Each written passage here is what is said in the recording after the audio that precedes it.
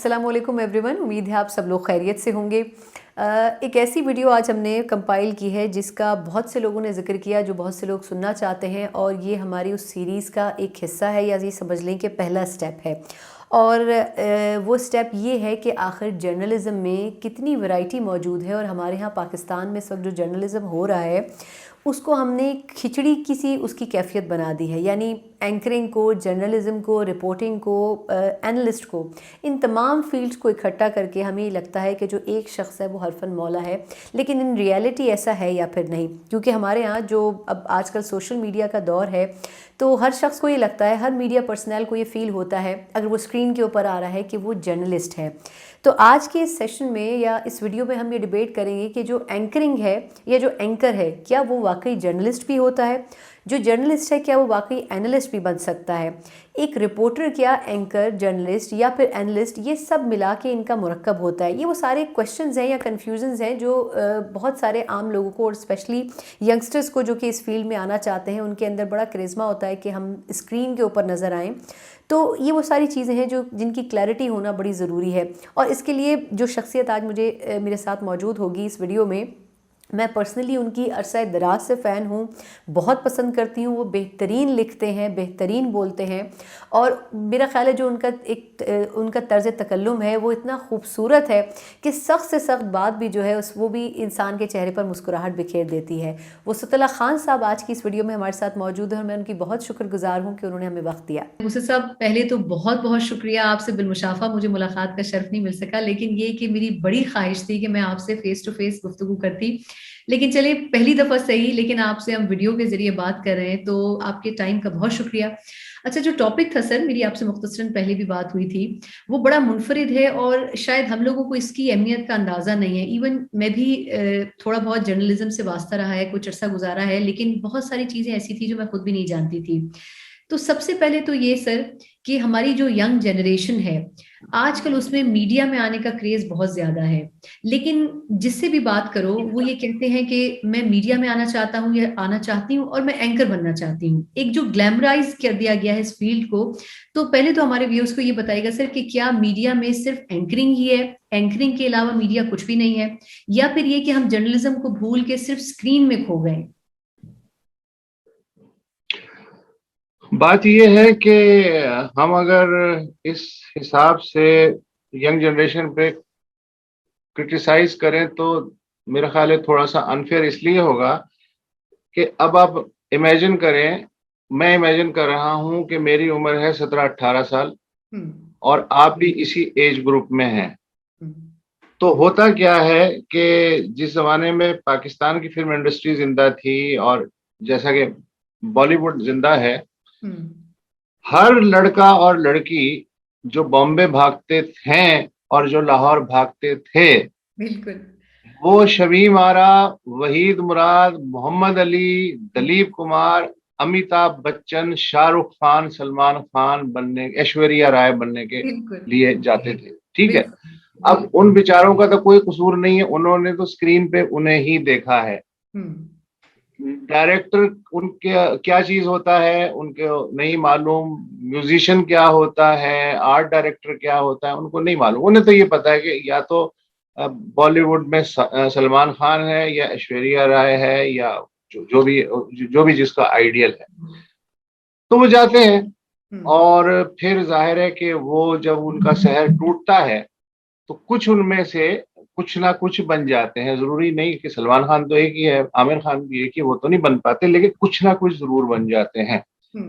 तो इसी तरह यहाँ भी होता है कि जब वो ये देखते हैं, ना सिर्फ देखते हैं एंकर्स को, बल्कि उनके बारे में सुनते हैं कि फलाना जो है उसकी तनख्वाह है 30 करोड़ रुपए, फलाने की तनख्वाह है 140 करोड़ रुपए। बिल्कुल, तो बिल्कुल, जब इस तरह की बातें सुनता है और एक छोटे शहर में एक बच्चा बैठा हुआ है या बच्ची बैठी हुई है, या इवन फॉर दैट मैटर बड़े शहर में भी, तो वो क्या करेगा इसके अलावा कि वही ख्वाब देखेगा? क्यों नहीं देखेगा? वो उसकी उम्र है ख्वाब देखने की।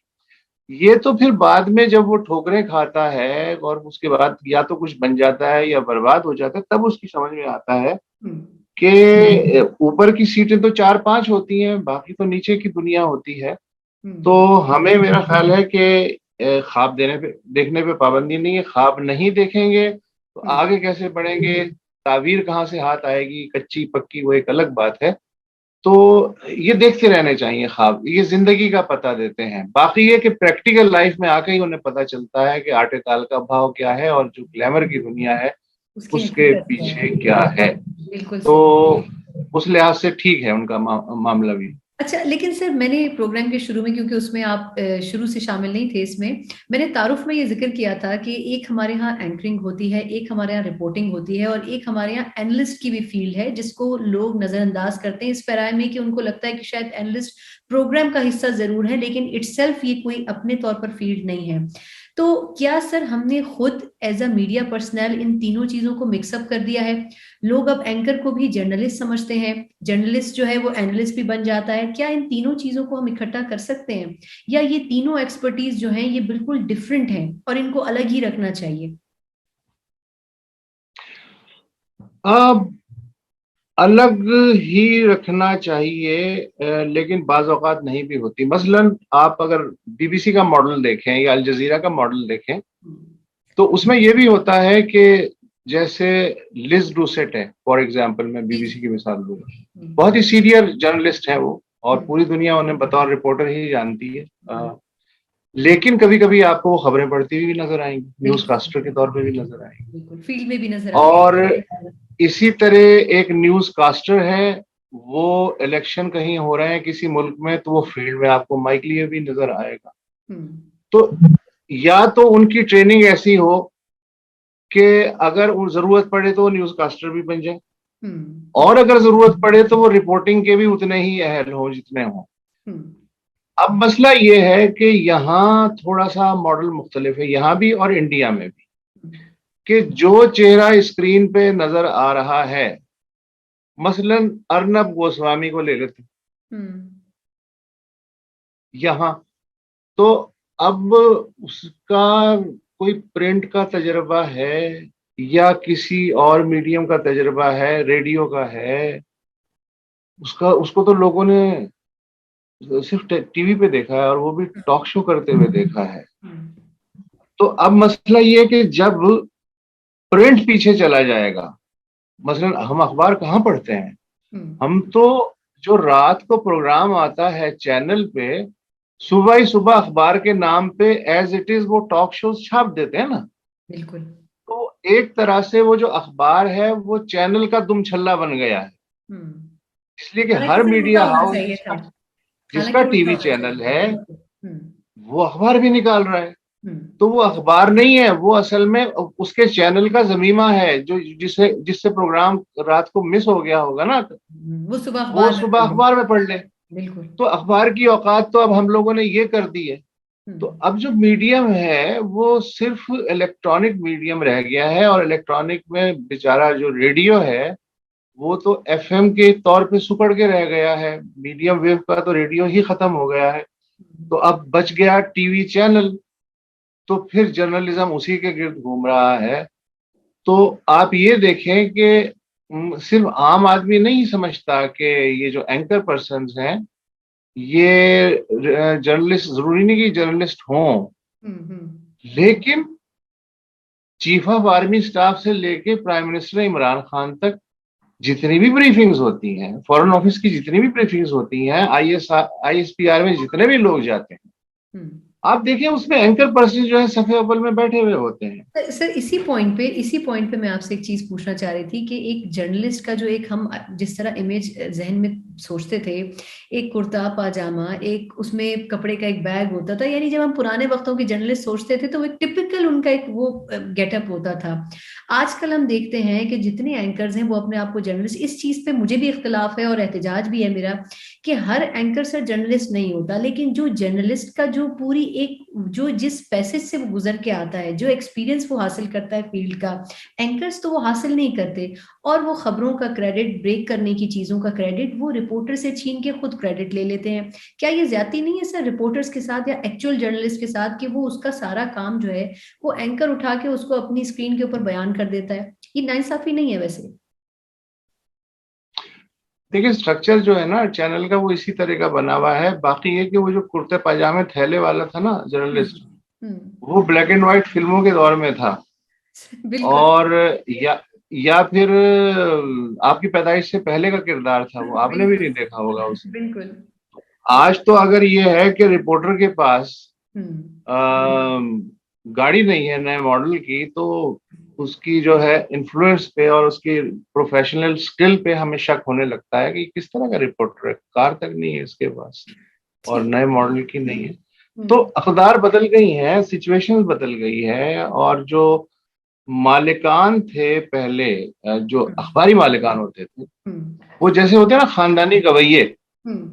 उसी तरह खानदानी मालिकान भी होते थे। मसलन नवाए वक्त था, जंग था, ये जो मिसालें थी, अंजाम वगैरह, ये चल रहा था कि बाप होता था मालिक, उसके बाद बेटा मालिक होता था। ऐसा नहीं होता था कि बाप ने जो है अखबार निकाला और बेटे ने हलवाई की दुकान खोल ली, और उसके बेटे ने हम्म। फिर कोई स्कूल खोल लिया, और उसके बेटे ने सिगरेटों का काम शुरू कर दिया, और फिर उसके बेटे ने दोबारा कोई अखबार या चैनल निकाली। ऐसा नहीं होता था। सर लेकिन एक आजकल तो जैसे ऐसे खान हो रहा है ना। आजकल हाँ, तो तो हम ऐसे। आजकल यही के दौर में तो रह रहे हैं ना, पिछले दौर में तो नहीं रह रहे हैं। तो उस लिहाज से ये है कि रिपोर्टर फील्ड में होता है, हम्म। एंकर पैनल पे होता है, हम्म। और एडिटर नाम की एक स्पीशी हुआ करती थी अब से चंद साल पहले तक। अब बिल्कुल। एडिटर नहीं होता, हम्म। अब डायरेक्टर करंट अफेयर्स होता होता है। सर एडिटर खुद ही है। एंकर होता है। डायरेक्टर करंट अफेयर्स होता है, और वो उसकी मर्जी है कि वो चाहे तो अंडे दे, और उसकी मर्जी है तो बच्चे दे, और उसकी मर्जी है कि दोनों ही ना दे। हम्म। अच्छा, पहले ये रिवाज होता था कि जैसे फॉरेन ट्रिप आया, हम्म।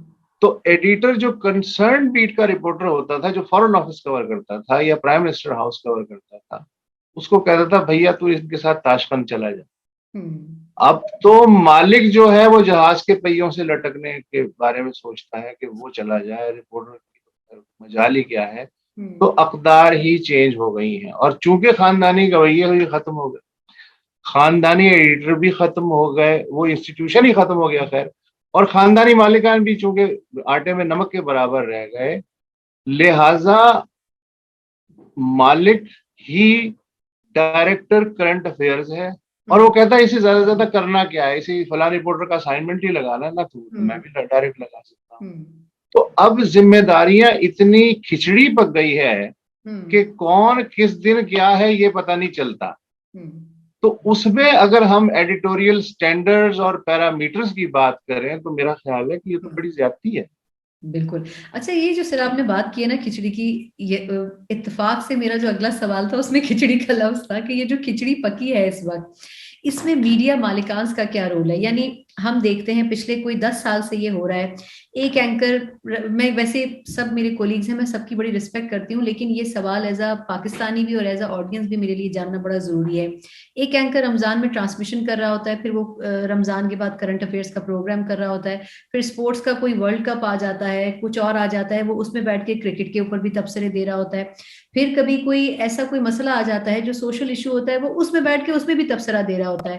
कहीं कोई सुनामी आ जाता है तो वो उसमें बैठकर भी अपनी एनालिसिस दे रहा होता है। तो ये जो हर एक बंदा हरफन मौला बन गया है, क्या ऐसा होना चाहिए? ये मीडिया मालिकान क्या खुद अपने अखराजात कम करने के लिए एक ही एंकर को हर जगह फिट कर देते हैं? मैं ऐसे कई एंकर्स को जानती हूँ जो एक हर फेज में हर हर काम करते हैं। तो क्या सर परसेप्शन लोग कंफ्यूज नहीं हो जाते कि ये आखिर एक्सपर्ट किस चीज का है? देखिए, आप जो भी कह रही हैं बिल्कुल दुरुस्त है, ऐसा ही है। लेकिन जरा मालिक की सीट पे बैठ के इस दुनिया का जायजा लीजिए। वो ये कहता है कि ये जो बंदा है, हम्म। राय आमा तो गई भाड़ में, उसको तो हम देख लेंगे। हम्म। रेटिंग देवता खुश हो रहा है या नहीं, हम्म। रेटिंग का ताल्लुक रायामा से नहीं है। रेटिंग का ताल्लुक है कुछ दो या तीन जो कंपनियां हैं जिन्होंने टेलीमीटर्स लगाए हुए हैं, उनसे होगा ना। बिल्कुल। तो वो अगर आपको रिजल्ट्स लाके दे रही हैं, और उस रिजल्ट के बुनियाद पे आपको एडवर्टाइजिंग का कोटा और रेवेन्यू मिल रहा है, हम्म। तो मैं क्यों आप से कहूं कि जी मैं अब प्रोफेशनलिज्म के बारे में भी सोचूं, मैं जिम्मेदार रिपोर्टिंग का स्टैंडर्ड हाई करने के बारे में भी सोचूं, मेरा चैनल जो है वो अफवाहों के पीछे भागने की बजाय मुसद्दिक़ा रिपोर्टिंग जो है और मुसद्दिक़ा इत्तलात जो है और जो प्रोफेशनल्स हैं फील्ड में उनको मैं लेके आऊं, और फिर मैं इन्वेस्टिगेटिव रिपोर्टिंग के लिए थोड़ा सा बजट भी खर्च करूं। जब मेरी नियत ही ये है कि भैया मैंने लगाए हैं 1,000 रुपए और मुझे इस 1,000 रुपए से कमाने हैं कम से कम 10,000 रुपए, और अगर 10,000 का टारगेट तुम लोगों के प्रोग्राम पूरा नहीं कर रहे, प्रोग्राम रेटिंग उस तरह नहीं आ रही कि मेरे 10,000 पूरे हों, तो जो 5,000 आ रहे हैं वो प्रॉफिट नहीं है, बल्कि 5,000 का मुझे लॉस हुआ है, इसलिए कि मेरे जहन में टारगेट था 10,000 का। तो चूंकि मुझे लॉस हुआ है लिहाजा मैं तुम्हारी तनख्वाह नहीं बढ़ाऊं। तो पैटर्न तो ये चल रहा है ना। तो उसमें हम, मेरा ख्याल है कि बड़ी लॉस बैटल किस्म की बातें कर रहे हैं। अच्छा सर, अब ये बताएं कि चले, आपने वैसे शुरू में थोड़ी सी गुफ्तगू की थी, लेकिन आजकल जो हमारे एंकर्स हैं उसमें कई बहुत सीनियर भी हैं और कई ऐसे हैं जो हमारे साथ के भी हैं और कई और भी बहुत टैलेंटेड लोग आ रहे हैं। लेकिन आपके ख्याल में अगर आप एक एक ओवरऑल बात करें तो क्या जितने बड़े नाम इस वक्त हमारी पाकिस्तानी मीडिया में हैं, आप सब एंकर्स को थॉरोली समझते हैं कि वो जर्नलिस्ट हैं, या आपके ख्याल में उसमें से कुछ पैराशूट से उतरे हुए हैं, कुछ प्लांट किए हुए हैं, या कुछ ऐसे हैं जो सिर्फ अपने आप में अपनी जात में समझते हैं कि हम जर्नलिस्ट हैं लेकिन उनका जर्नलिज्म से कोई ताल्लुक नहीं है, और लाखों फैंस हैं उनके जो उनको यूट्यूब पर देख रहे हैं, टेलीविजन पर देख रहे हैं और उनके बड़े उनको बड़ा इंस्पायरेशन उनसे लेते हैं?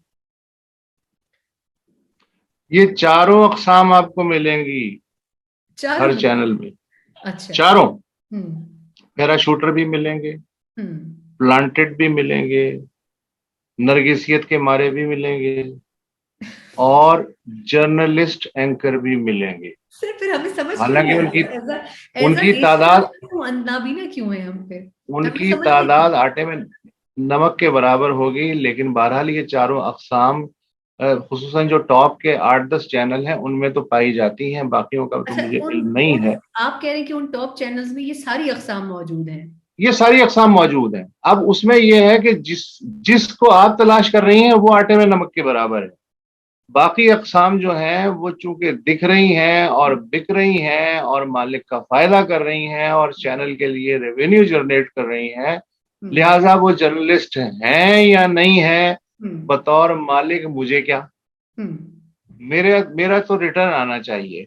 अच्छा, और इनमें से सब मालिकान नहीं, लेकिन कुछ ऐसे हैं कि उन्होंने स्कूल ना खोला तो चैनल खोल लिया, हॉस्पिटल ना बनाया तो चैनल खोल लिया, और बेसिकली उनका जो बिजनेस है वो अलग है, लेकिन चैनल जो है वो उन्होंने इसलिए खोला है ताकि इसको ढाल बना के वो बिजनेस जो है उसको प्रोटेक्ट किया जा सके, हुकूमत के अजाब से, टैक्स अथॉरिटीज से जो छोटे मोटे काम हैं वो निकल सके, बगैर उनका असल काम असल में कुछ और है और इसको इन्होंने ढाल बनाया हुआ है। लेकिन कुछ जाहिर है कि जेन्युइन मीडिया हाउसेस भी हैं कि जो ऑलरेडी इसमें बहुत अरसे से हैं और उन्होंने एक क्रॉस मीडिया जो कि पॉलिसी हमारे यहाँ है तो उसमें उन्होंने चैनल का लाइसेंस भी ले लिया है, तो हर तरह की मखलूक पाई जाती है। अच्छा, पहले ये होता था कि चूंकि अक़साम इतनी ज्यादा नहीं थी, ना मालिकान की और ना एडिटर्स की और ना निचले अमले की, तो एक तरह का एक लूज किस्म की अंडरस्टैंडिंग और इत्तेहाद होता था between broadcasters, between journalist, between owners. बिल्कुल सर। लेकिन अब मसला ये है कि जो प्राइम बिजनेस है वो जर्नलिज्म तो नहीं है, प्राइम बिजनेस तो कुछ और है। लिहाजा वो जो एक एकता पिछले जमाने में नजर आती थी और इस एकता और यूनिटी के बलबूते पे आप बतौर बिरादरी हुकूमतों से कुछ मनवा लेते थे, अब तो उसका सवाल ही पैदा नहीं होता है। अब आप अगर हुकूमत के साथ होंगी तो मैं हुकूमत के अगेंस्ट इसलिए खड़ा हुआ होऊंगा कि मैं हुकूमत के खिलाफ नहीं हूं, लेकिन मैं आपकी जड़ें काटना चाहता हूं।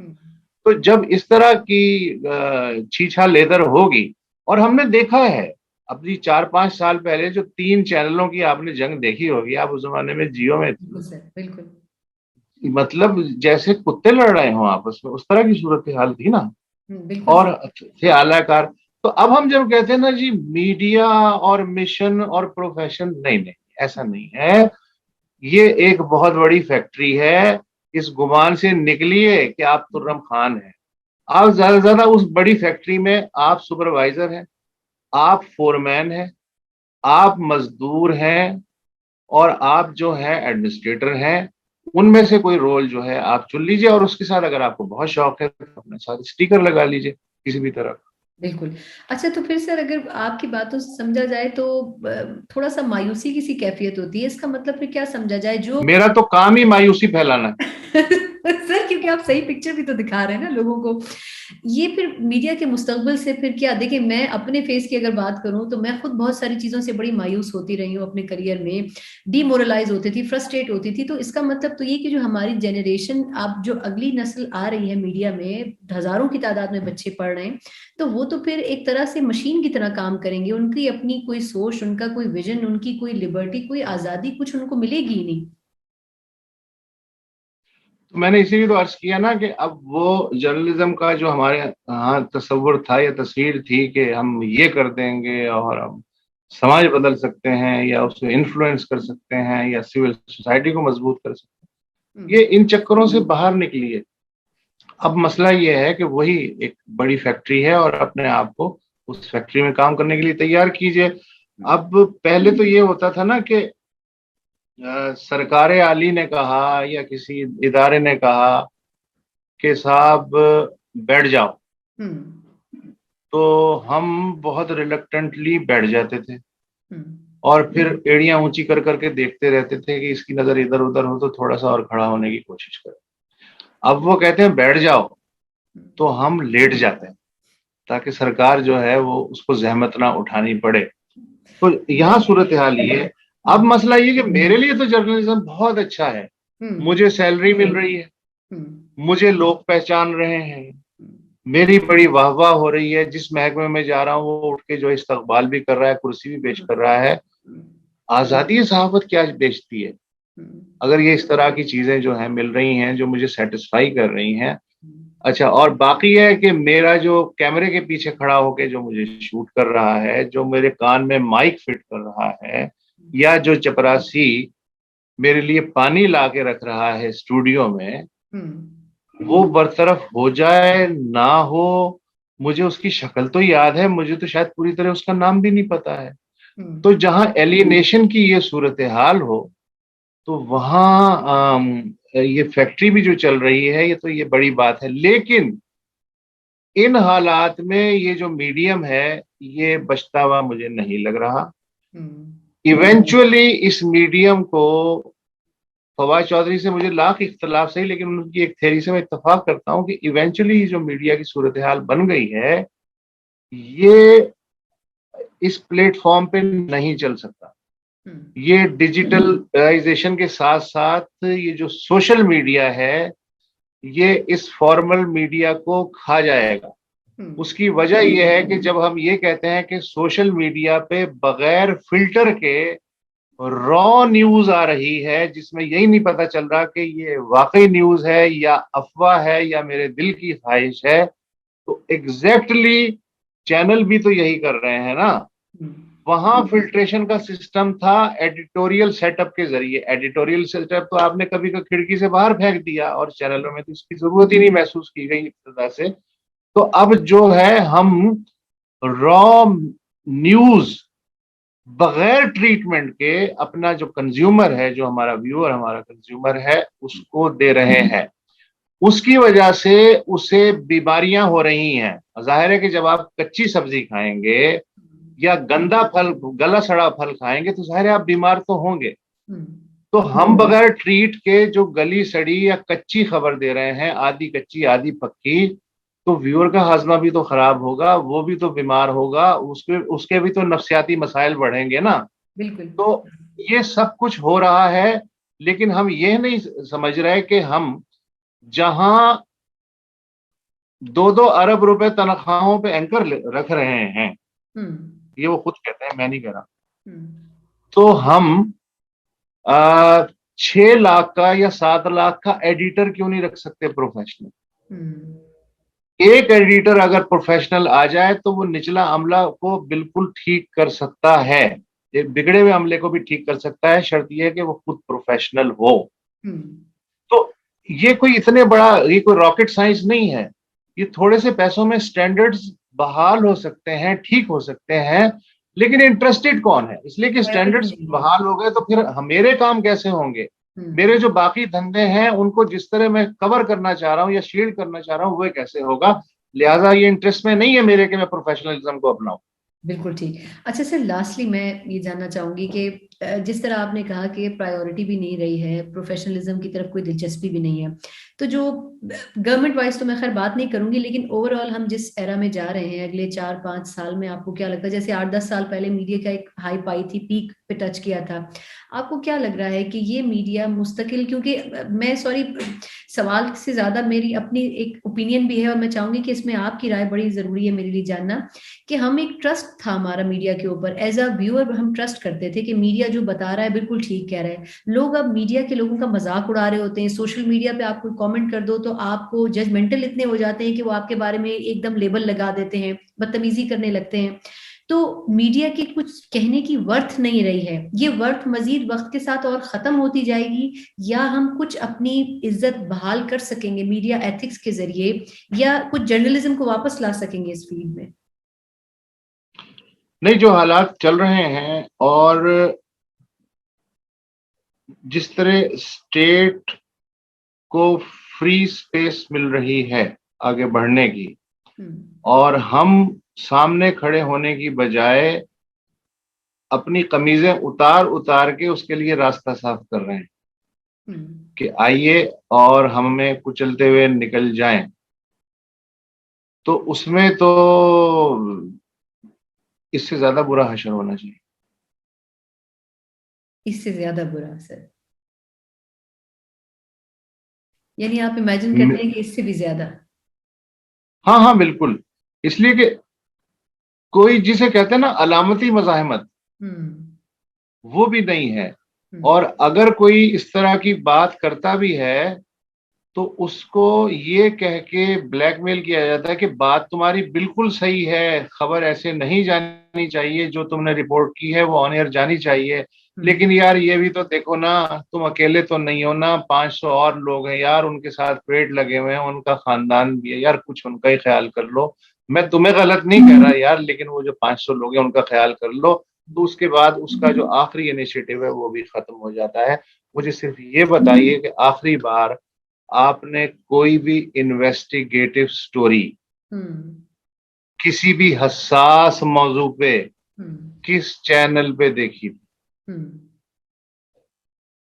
तो सर, इससे आप अपने स्टैंडर्ड्स का अंदाजा लगा लें। हम्म, दुरुस्त कह शुरू रहे शुरू में जब आया था 2002 में, 3 में, 4 में, हैं। हम्म। तो कैसे उछलते थे और क्या क्या स्टोरीज लेके आते थे। सर, इन्वेस्टिगेटिव जर्नलिस्ट सीना फुलाए फिरते थे कि हमसे बड़ा जर्नलिस्ट हाँ, कोई नहीं है, तो अब हम कहाँ है वो? दिखाते हैं। हम्म, अब कहाँ है वो? अब तो वो एंडेंजर्ड स्पीशीज नहीं है, वो डेंजरस स्पीशीज हैं, अब उनको चैनल भी बर्दाश्त करने को तैयार नहीं। बिल्कुल बिल्कुल ऐसा ही है, बिल्कुल ऐसा ही है, ज्यादातर सर घर बैठे में।